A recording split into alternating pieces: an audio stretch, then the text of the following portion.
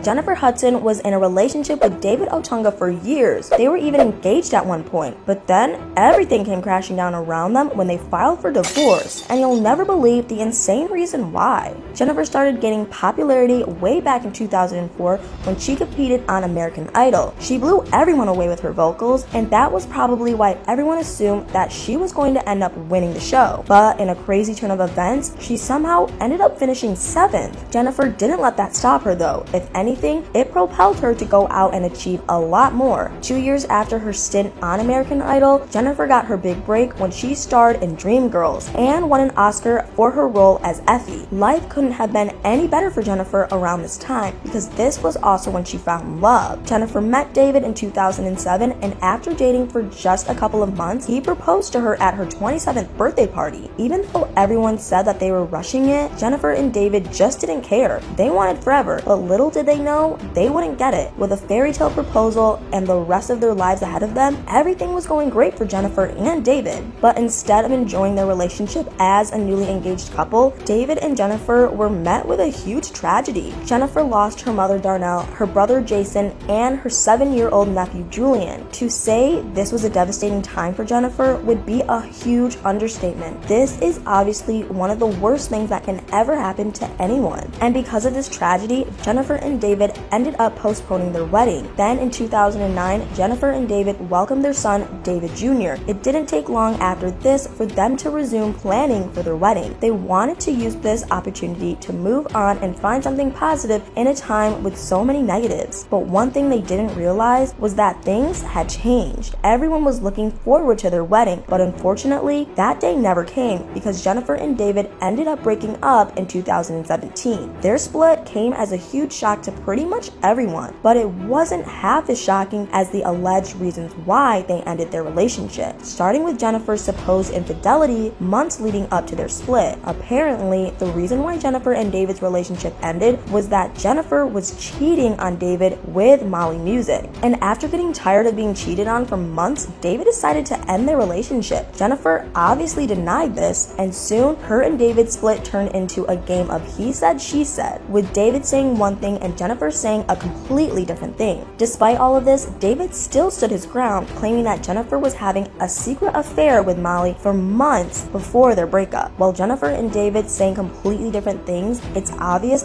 that one of them lied. But who was it? David's only proof of Jennifer's infidelity was her extremely close relationship with Molly Music. And technically, that doesn't really say much evidence-wise. Jennifer and Molly met a couple of years before she and David split. Apparently, not too long after their meeting, they became really close friends. And then in 2014, she told Charlemagne the God that Molly was actually her favorite artist. Now, according to David, there was something going on behind the scenes between Jennifer and Molly that the rest of us didn't know about. And apparently, this had gone on for months before he and Jennifer decided to break up. But if this was actually the case, why did he wait so long before actually saying anything? It's obvious that there are a lot of inconsistencies in David's story, and Jennifer decided to use these to explain how David was the real reason why they broke up, and she had a lot of frightening things to say about him too, which made their split a lot messier than it initially was. Apparently, right around the time Jennifer and David's relationship hit its 10-year mark, it all took a horrifically dark turn. Rather than them becoming stronger, their relationship started to crumble. In some legal documents that were obtained by Us Weekly, Jennifer described some events that happened right after her and David's relationship started falling apart. According to Jennifer, these events made her worry for her and her son's safety, and the details she gave about this were honestly extremely frightening. Apparently, a couple of months before she and David split, he'd psychologically hurt their son. Jennifer was allegedly at a recording studio with her son David Jr. when David called and asked their son to record a video so that he could see who was in the studio with them. As if that wasn't strange enough, David then supposedly told their son not to let Jennifer's so-called boyfriend Molly near him in not so friendly words. And this isn't even the worst part. Apparently, when Jennifer and David Jr. came home that night, David grabbed their son and physically pushed her. While recounting this incident to the police, Jennifer also claimed that David had at least one firearm in their home.